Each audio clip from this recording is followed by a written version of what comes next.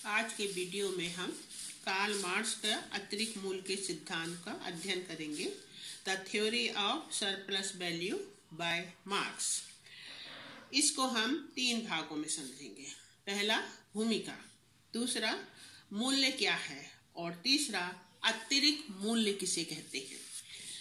अब यदि वीडियो आपको अच्छा लगता है तो आप उसको लाइक कीजिए, शेयर कीजिए, सब्सक्राइब कीजिए और PDF क्वेश्चन जो है वो मैं गूगल ड्राइव में डाल दूंगी, जिसका लिंक आपको वीडियो के अंत में मिल जाएगा। स्टार्ट।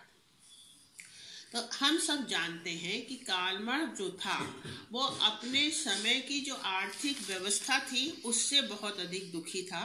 उसका मानना था कि जो आर्थिक व्यवस्था स्थापित है उसमें समाज फिर से 2 भागों में बटा हुआ है, एक पूंजीपति और एक श्रमिक, जैसा कि दास व्यवस्था में था, जो सामंतवादी व्यवस्था में था। परंतु वो इस व्यवस्था को बदलने के लिए उन्होंने बहुत कोशिश की और उनकी जितनी भी कृति हमें दिखाई देती हैं उन सब में उन्होंने इसी बात को अपने विचारों के द्वारा प्रसारित करने की कोशिश की है कि पूंजीवादी व्यवस्था में किस प्रकार से श्रमिक के साथ अन्याय हो रहा है। Karl Marx says that labor is the sole creator of value, though they do not own a means of production। अर्थात मूल्य की उत्पत्ति श्रम से होती है। कार्ल मार्क्स का जो विचार था, उसके जो अतिरिक्त मूल्य का सिद्धांत है वो इसी बात पर आधारित है कि आज बाजार में जो वस्तु बिक रही है उसका मूल्य जो है श्रम के द्वारा ही निर्धारित होता है, क्योंकि श्रम की वस्तु की उत्पत्ति जो है वो श्रम के द्वारा ही होती है और उसके द्वारा मनुष्य की अनेक आवश्यकताएं पूरी होती हैं। मार्क्स ने अपनी पुस्तक दी कैपिटल में अतिरिक्त मूल्य के सिद्धांत की स्पष्ट व्याख्या की थी। अतिरिक्त मूल्य का सिद्धांत मार्क्स ने रिकार्डो और एडम स्मिथ से ग्रहण किया, जिसके अनुसार किसी वस्तु का मूल्य उसमें निहित श्रम की मात्रा के अनुपात से होता है। अर्थात कहने का अर्थ ये है कि इस सिद्धांत के द्वारा ये माना जाता है कि बाजार में जो भी वस्तु बिक रही है उसका जो मूल्य है वो उस पर कितना श्रम लगा है उसके आधार पर निर्धारित होता है। समय, दिन, सप्ताह, साल, कितना समय उस वस्तु के निर्माण में लगा है यह उसके मूल्य को निर्धारित करता है। हवा और पानी का कोई मूल्य नहीं होता, जबकि व्यक्ति के जीवित रहने के लिए इन दोनों की बहुत आवश्यकता है। क्यों नहीं होता? क्योंकि इसमें किसी भी प्रकार का श्रम नहीं लगा हुआ है। इसलिए कहा जाता है कि किसी वस्तु का मूल्य की उत्पत्ति श्रम से होती है। किसी वस्तु का मूल्य इसलिए होता है कि उसको उपयोगी बनाने में श्रम किया गया है। आज हम देखते हैं कोरोना के काल में सब लोगों को कहा जाता है यदि आपको कोरोना से बचना है तो आपको मास्क लगाना होगा। ये बहुत उपयोगी है और उसकी मूल्य जो है वो श्रमिक के श्रम के द्वारा क्या होता है? निर्धारित होता है। अब प्रश्न ये उठता है कि मूल्य है क्या? What is value? तो यदि हमें मूल्य का निर्धारण को समझना है तो हमें 2 बातों पर ध्यान देना होगा। पहली तो वस्तु की उपयोगिता, उस वस्तु की उपयोगिता उसके मूल्य का निर्धारण करती है, जिसे कहा जाता है यूज वैल्यू।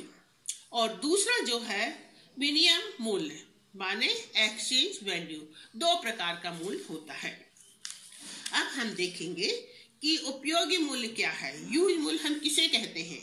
किसी वस्तु की उपयोगिता या आवश्यकता व्यक्ति के लिए कितनी है, यह उस वस्तु की उपयोगिता पर निर्भर करता है।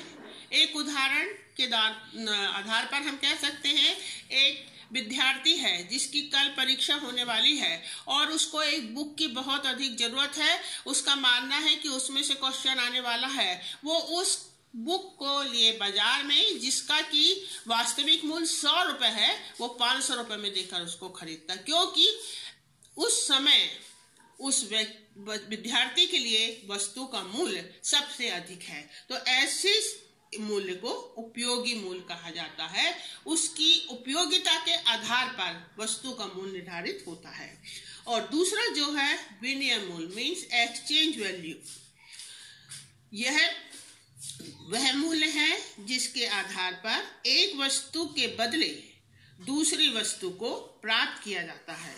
उदाहरण स्वरूप 1 टन गेहूं के बदले 2 टन लोहा प्राप्त किया जाता है। ऐसी दशा में 1 टन गेहूं का विनिमय मूल्य लोहे के 2 टन के बराबर होता है। जिस व्यक्ति को गेहूं की आवश्यकता है वो लोहे की, और जिस व्यक्ति को लोहे की आवश्यकता है उनके लिए आपस में वस्तुओं का आदान प्रदान कर लिया जाता है और इस आधार पर विनिमय मूल्य निर्धारित होता है। परंतु मार्क्स के अनुसार वस्तु का विनिमय मूल्य उसकी उपयोगिता पर निर्भर नहीं करता, बल्कि उसके उत्पादन में कितना श्रम लगा है इस बात पर निर्भर करता है। गेहूं के उत्पादन में कितना समय लगा ये उसका मूल्य निर्धारित करेगा। इसी प्रकार लोहे के निर्माण में कितना श्रम लगा ये लोहे की मूल्य को निर्धारित करेगा।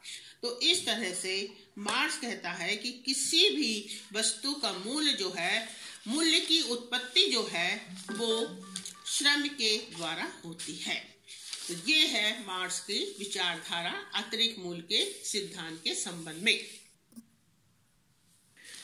अब नेक्स्ट पॉइंट जो है वो है अतिरिक्त मूल्य क्या है, what is the surplus value. तो हम सब जानते हैं कि किसी भी वस्तु के उत्पादन में केवल श्रम नहीं लगता है, भूमि, धन, श्रम, संगठन और साहस, ये 5 चीज वस्तु के उत्पादन के लिए महत्वपूर्ण होती है।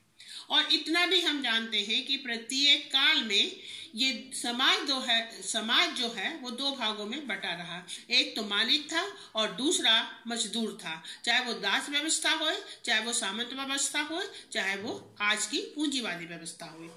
किंतु इतना भी निश्चित है कि धन और श्रम ये 2 वस्तु के निर्माण की आधारशिला है, क्योंकि एक व्यक्ति पैसा लगाता है जिसे हम हैप कहते हैं और दूसरा व्यक्ति अपना श्रम बेचकर एक नई वस्तु का निर्माण करता है जिसके द्वारा समाज की आवश्यकताएं पूरी होती हैं। और ये निर्माण करने वाला जो व्यक्ति है वो है हैव नॉट, क्योंकि उसके पास कुछ नहीं है, उसके पास केवल श्रम है।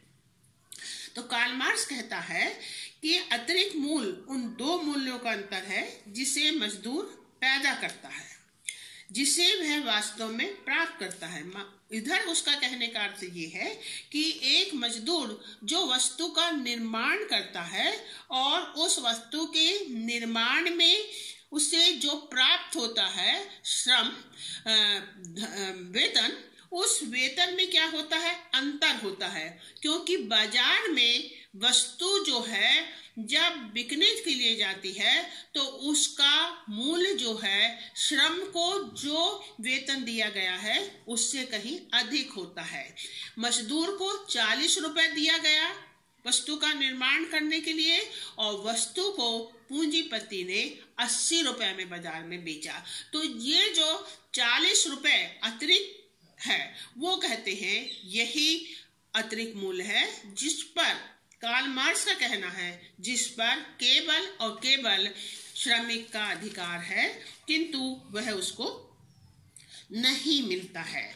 Surplus value is the difference between in value of the ways which a labor produced and which he actually received।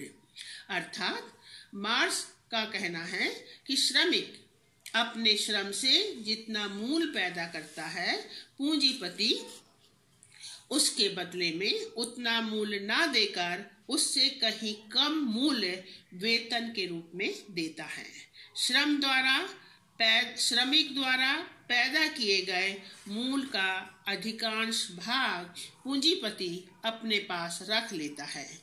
यही अतिरिक्त मूल है जिसे पूंजीपति अन्यायवश या धोखे से अपने अधिकार में कर लेता है। मैसी ने लिखा है कि यह वह मूल्य है जो श्रमिक की खून पसीने की कमाई है जो पूंजीपति रखता है। Macy says it is a tooling ring from the grinding tool of the masses। तो इस प्रकार से अतिरिक्त मूल्य के सिद्धांत का जो आधार है वो यही है कि प्रत्येक वस्तु का मूल्य उस पर आधारित श्रम पर निर्धारित है, किंतु वस्तु श्रम से अधिक मात्रा में बाजार में बेची जाती है। इसे हम एक तालिका के द्वारा समझने की कोशिश करेंगे।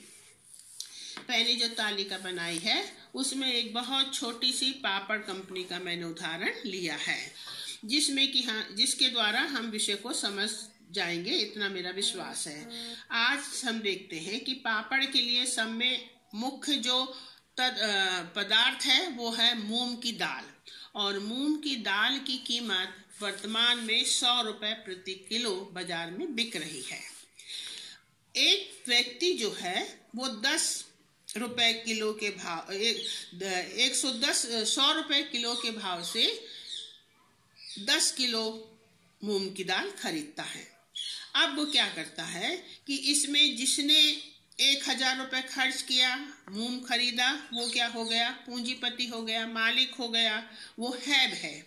और दूसरा जो है जो उसका निर्माण करके मूंग की दाल को पापड़ के रूप में एक नए रूप में उसको परिवर्तित करेगा, वो हैगा श्रमिक।